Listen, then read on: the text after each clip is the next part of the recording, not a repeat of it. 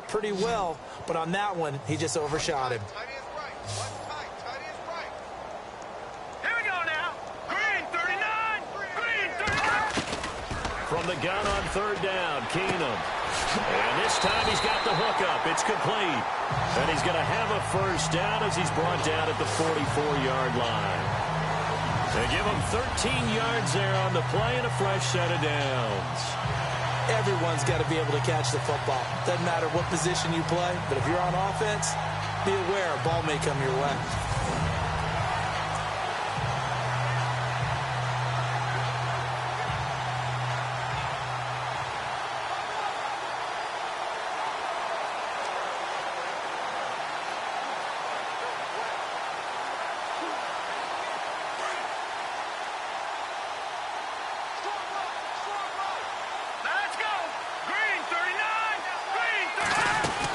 First down, here's the run with Cook.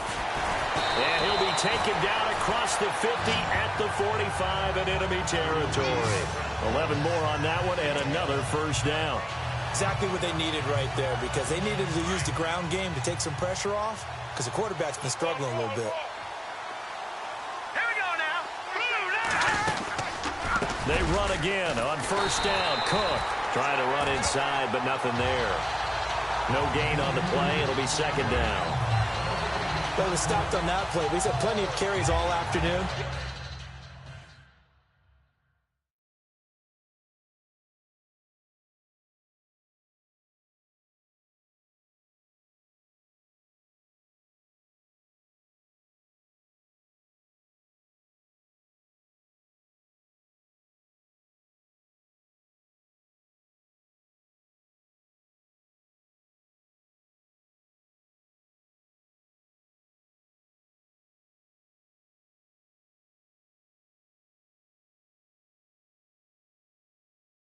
Every now and then the defense is going to win one, but I don't think they'll shy away from handing it to him the rest of the game.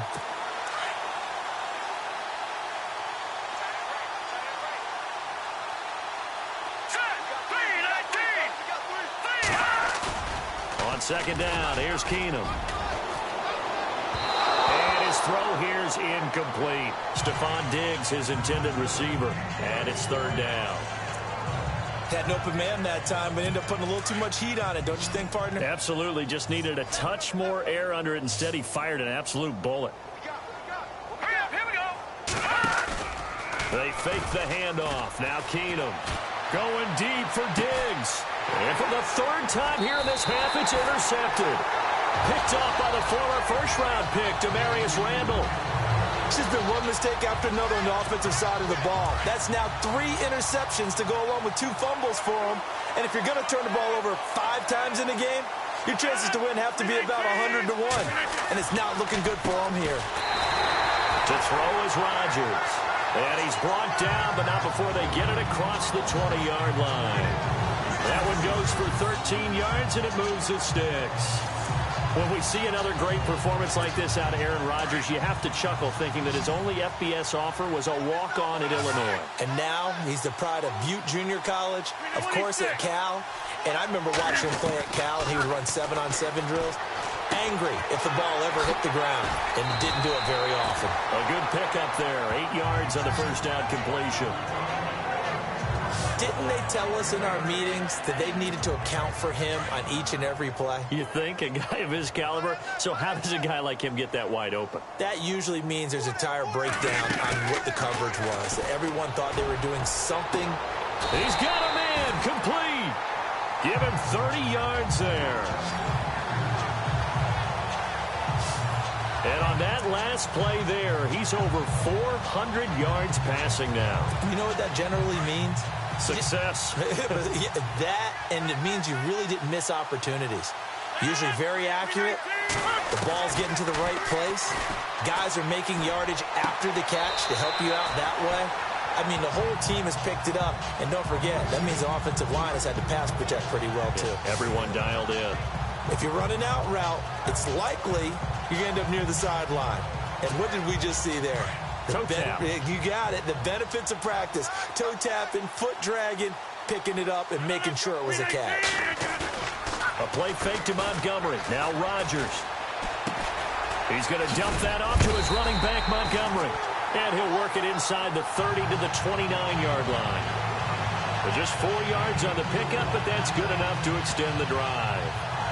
And defensively, they were in zone coverage there. Do you have to be a little careful? You're losing playing against a good quarterback like he is to not play too much zone? Yeah, you have to be careful about how much time you're giving up. I think it's a good point you just brought up. So maybe if you still want to play zone, you go to a zone blitz scheme. Got a man open. It's Adams. Touchdown, Green Bay. Davante Adams with a record 4th Super Bowl touchdown tonight. And the Packers continue to roll. And let's count them up now. 1, 2, 3, 4 touchdown receptions for him in this game. And just one shy of the NFL record. What a great performance. Going up and catching the football, creating space, and finding the end zone. That's what it's all about. On is Mason Crosby for the point after. Now Hundley, a strong running. And his first throw here is incomplete. Okay, they went for the fake off of the extra point attempt. It's a long way to go, and they didn't get there. Didn't get it completed successfully. Did someone dare them to do that? Did someone double dog dare them I was to do going to that? ask you, maybe they saw something on film, but do you see something on film with those to try something from the 15 on a PAT? I don't know. The only thing they needed to see on film there was a snap, a hold, and someone kicking the ball through the post. Fielded about a yard deep. And the decision to come out is going to cost him 5 as he's taken down right at the 20. Now the Vikings offense works their way back onto the field. And 3 interceptions in this game. And I would have to think, I wasn't a quarterback, but number 4 is kind of, oh, you're like, oh, man, I can't throw 4. No, what's interesting is what do the coaches decide to do now? Having thrown 3, do you alter your offensive strategy? Do you take the ball out of his hands and maybe turn to the running game? Or do you have that supreme confidence that he's going to turn things around? We'll see what they do.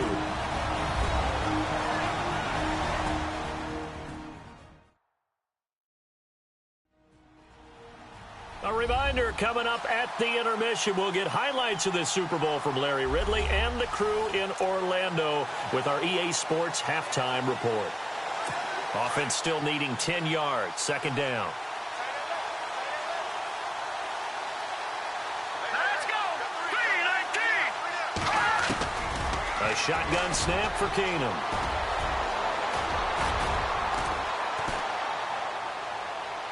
And it's incomplete. Took a shot, couldn't connect. He was looking for Jarius Wright that time. And it'll bring up 3rd down. But one thing that I've liked defensively is that they've shown him a lot of different looks here in the first half. They've come after him. They've sat back. I think that's what you need to do to keep an offense guessing. And they certainly have kept them on their toes. That's why they haven't had much success on the scoreboard. Now Keenum. Oh, he almost intercepted it. They're just forcing it into too many tough spots. That was almost a 4th pick of the game. And now 4th down. Trying to decipher what's going on out there because I don't know if he's just getting bad reads. I don't know if the defense is confusing him. I don't know if he just has, bad info and intel before he snaps the ball. But he's made some pretty bad decisions with the football lately. Yeah, several bad decisions on the interceptions he's thrown, and frankly, that should have been another pick right there.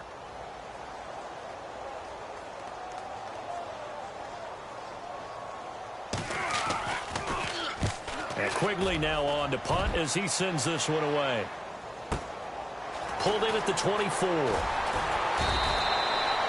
Give him 11 yards that time on the return. And out will come the offense as they take over. Out comes Ty Montgomery and the rest of his offensive mates to take over. He's been good. His guys are winning. So far, the recipe working here in the 2nd quarter. And he doesn't like to just tote the rock. He wants to carry his team on his back. And that's what he's done throughout this game. Yeah, he's done that. He'll be hoping to continue that trend. And nearly picked off. Surprising to see a defender of his caliber let it get away. But it does get away and it's 2nd down. One of the toughest things about playing defensive back is pattern reading, trying to figure out what they're doing. And on that one, they had to fly, just sending the guy downfield with the in route accompanying it. what people call a dagger route, trying to hit the guy underneath after the clear out.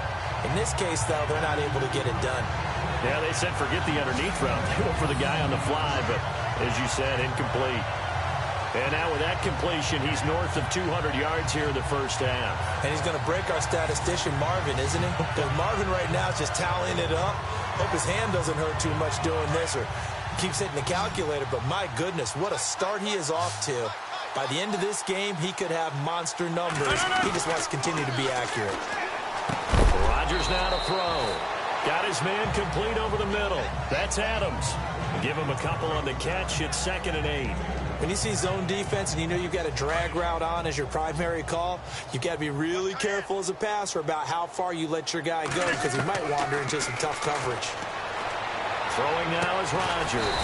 Throwing the out route incomplete. It's Cobb. Rodgers to Cobb. Good for a Green Bay first. But it appears that they read man defense and went to the out route, and what you have to do on that one is the receiver's got to make sure he works the defender towards the middle of the field to give himself space to cut to the outside and have that ball delivered with good timing, and they got it done.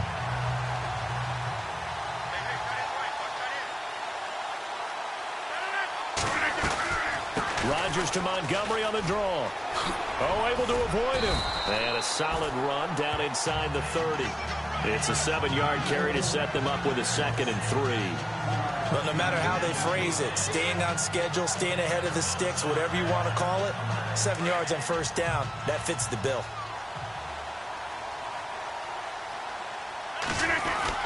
On 2nd down, Montgomery. And the second wave of tacklers is going to get him as they stop him behind the line. So it's halftime here on sports' grandest stage in the Super Bowl. As we'll send you down to Orlando, where Larry Ridley has our EA Sports Halftime Report. Larry? Thanks, Brandon, and welcome to the EA Halftime Report. I'm Larry Ridley. Let's take a look back at the first half. The Packers are playing some of their best football in the biggest game. The Vikings, on the other hand, can't be happy with the way they're playing on the big stage here at the Super Bowl. That'll do it from our EA Sports Studios. The second half of Super Bowl 52 still to come as we kick it back over to Brandon and Charles in Minneapolis. So both teams have their marching orders, and we'll get going again here in quarter number 3. Set to return, this is Jeff Janis. And a good return. He's across the 35-yard line, right around the 36.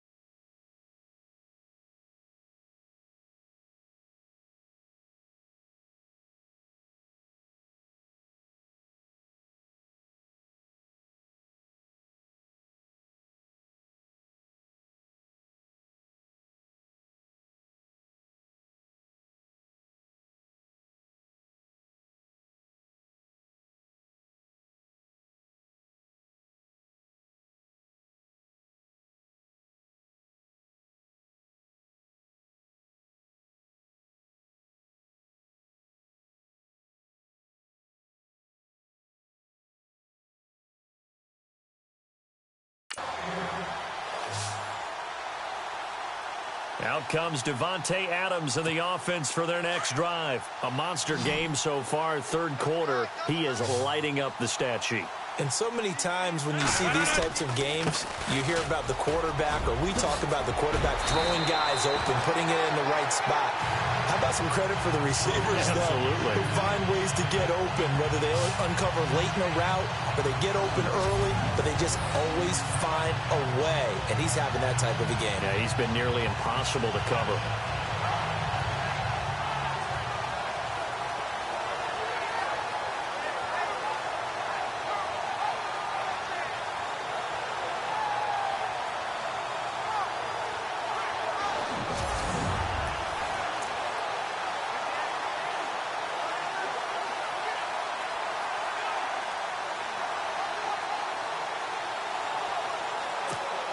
So they pick up the first down after the run, and now they approach for the fresh set.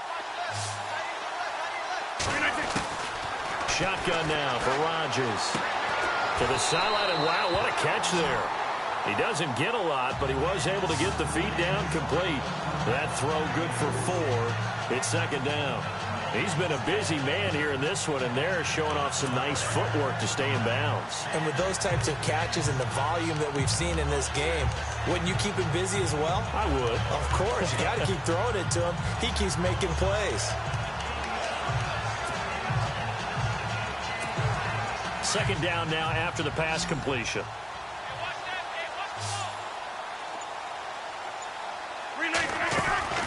Throwing is Rodgers.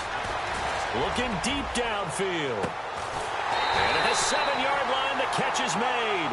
And he is down deep into Minnesota territory. There will always be a place for methodically marching the ball downfield.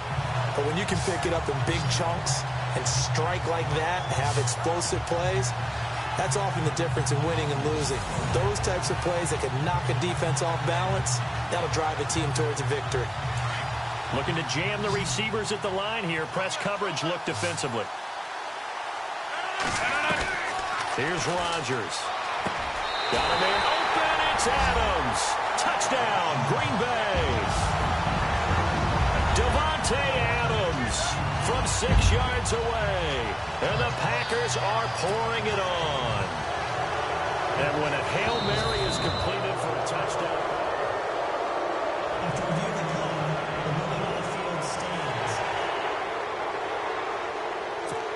On is Mason Crosby for the point after. They'll look to throw again. And he gets in. Well, no one was expecting a fake there, but they add 2 more onto their lead. Partner, they're up big. They snap the ball from the 15 for a regular PAT, yet they fake it and get it. Is the kicker's leg tired? What's going on here? I don't know, but defensively, now with this deficit, now you add 2 more onto that. They fake the PAT. That stings a little. It definitely stings, and I know the guys that I played for, they wouldn't be as mad at the opposition as they would have been at us for allowing that to happen. Crosby on now to kick it away. That'll be taken in the end zone. And no run back here. This will be a touchback, and it comes out to the 25-yard line. Now we take a glance at the offense as they work their way back out for their first possession of the second half. These guys had to punt last time. It has not been a very fruitful game offensively thus far. They haven't even made a trip to the red zone. And I know that everyone's going crazy on that sideline because that drives you berserk to come off the field, not really move the ball well. As you said, not even get to the red zone, let alone, not even put points on the board. They got to just take a deep breath, relax, try to figure out what is working, and call more of that. And he gets this one just shy of the 40. They'll mark him down at the 39. A good gain of 14 there, and it moves the chains. And there's another completion to the tight end. And let's face it, it is hard to overthrow a 6'6" target. Cook strip, the ball's out. But fortunately, he's able to recover his own fumble, or that could have been trouble. All I can say about this play is that someone's living right. I mean, he's trying to gain yardage, trying to get upfield. Ball comes free.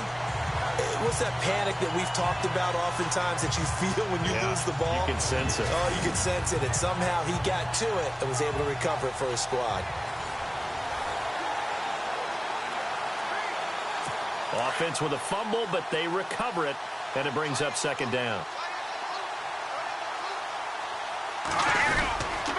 They run it again with Cook. And he'll get this up past the 45 to the 47. 8 yards there on the carry, and now they're left with a much more manageable 3rd and 3. On a 2nd and long, it's really nice to see an offense that has enough confidence to run the football in that situation. I think that goes back to their practice and game planning. They've seen things that they've seen on tape and in previous games that led them to believe that even in a long-distance situation, they can still run the football and gain enough yardage to put themselves in a good spot on 3rd down. Here's Keenum under a heavy rush, and down he goes. Jake Ryan coming in to drop him for a loss of 8, and it'll be 4th down. The amount of sacks that they've absorbed in this game is absolutely extraordinary. Let's just face it. This offensive line, flat out, cannot handle this pass rush. It's been demonstrated time and time again.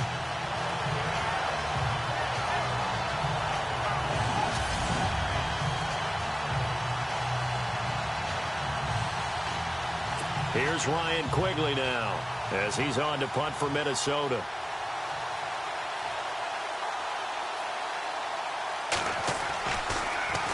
Now a high kick, almost a pooch punt.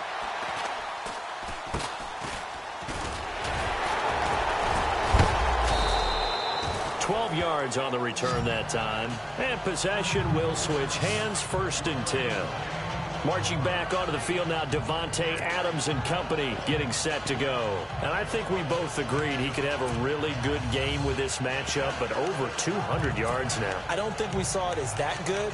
And I think what really makes it special is when games like this are occurring, it's not just getting locked in and in the zone and on a roll. It's continuing to adjust throughout the game because, you know, the defense is kicking coverages towards him, trying their best to slow him down, and he keeps getting the better of them. Yeah, whatever they've done, it hasn't worked. Throwing on 1st down is Rodgers. He's going to air one out. That's caught inside the 20. Touchdown, Packers. Randall Cobb, his 2nd touchdown of this Super Bowl. And the Packers continue to roll. In order to lead in a game, you're going to get plenty of contributors, but that's his 2nd touchdown catch of this game. He's one of the key guys in this one. And you better believe he'll be looking for the hat trick here as this one continues to go.